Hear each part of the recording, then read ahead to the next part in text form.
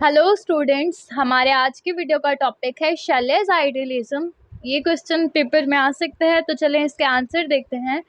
TB Shelley Percy Bysshe Shelley was a romantic poet who rebelled against conservative politics and values।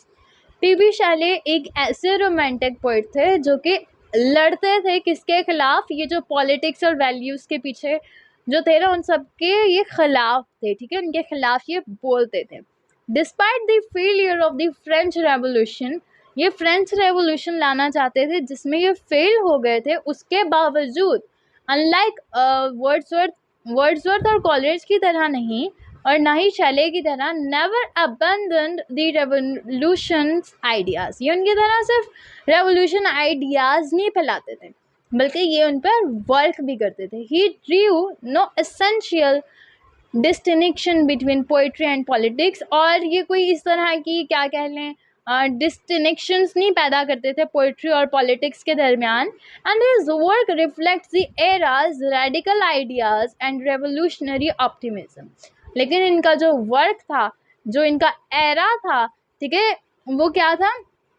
इस चीज़ को reflect करता है, radical ideas को, revolutionary optimism को।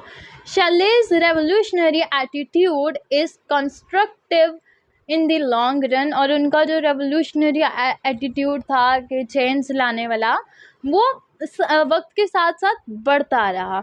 इन his preface to the revolt of Islam, इनका एक work है, he points out that he wants to kindle in the bosom of his readers a virtuous enthusiasm for liberty and justice, faith and hope in something good।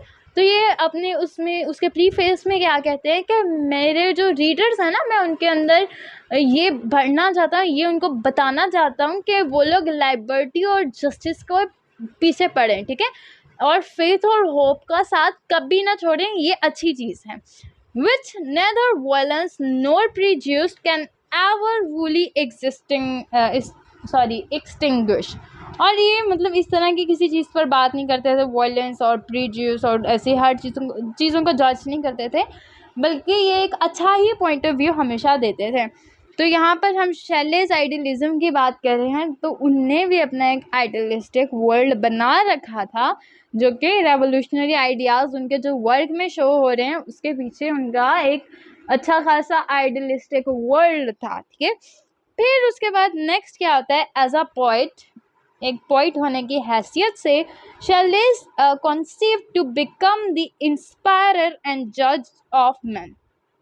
तो वो इंसान से inspire होते थे, ठीक है, बिकम द इंस्पायर एंड जज the man. वो कुछ लोगों से इंस्पायर होते थे और कुछ लोगों को जज करते थे, लेकिन वो उसको इतना शो नहीं कराते थे, लेकिन एज अ पोइट वो नोटिस करते थे, क्योंकि जो इंसान पोइट होता है वो बेस्ट ऑब्जर्वर होता है, तो ये सब कुछ ऑब्जर्व करते थे।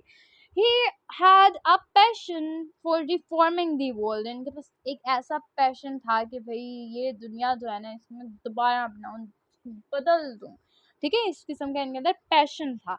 which was the direct outcome of their attitude of mind that the French Revolution had indicated on him। जो कि ये बताता है कि उनका जो एटीट्यूड था, जो उनका माइंडसेट था कि फ्रेंच रेवोल्यूशन लेके आना है, वो उनके अंदर से मरा नहीं है। भले ही वो हार गए हैं, लेकिन उनके अंदर से वो जोश, वो जज्बा खत्म नहीं हुआ। ठीक है, another idea in the original concept of the revolution was the turn to nature। और एक और जो आइडिया था, एक और इनका ओरिजिनल कॉन्सेप्ट था रेवोल्यूशन को लेकर, वो था रिटर्न टू नेचर। ये जो हम नेचर से दूर होते जा रहे हैं ना, तो वो कह रहे थे नेचर की तरफ वापस लौट आओ। ठीक है, it held the animals it held the man's animals for you। It had the man's essential happiness considered of a simple life in accordance with nature। तो कह रहे हैं एक इंसान अपनी सिंपल लाइफ और सब कुछ नेचर के साथ ही गुजार सकता है। अगर वो नेचर से हट जाएगा, दुनिया में ही लग जाएगा, फिर कुछ भी नहीं रह जाएगा। तो होप सो आप लोगों का ये वीडियो यहाँ तक समझ आ गई होगी। आगे भी बहुत ज़्यादा है, लेकिन बनाने का कोई फ़ायदा नहीं है, आप लोग सुनकर बोर हो जाओगे। तो मिलते हैं नेक्स्ट वीडियो में, तब तक के लिए thank you so much for watching this video को लाइक करो, चैनल को सब्सक्राइब करो। अगर कोई भी प्रॉब्लम है तो कमेंट कर दो, किसी भी टॉपिक पर वीडियो चाहिए तो वो भी कमेंट कर दो।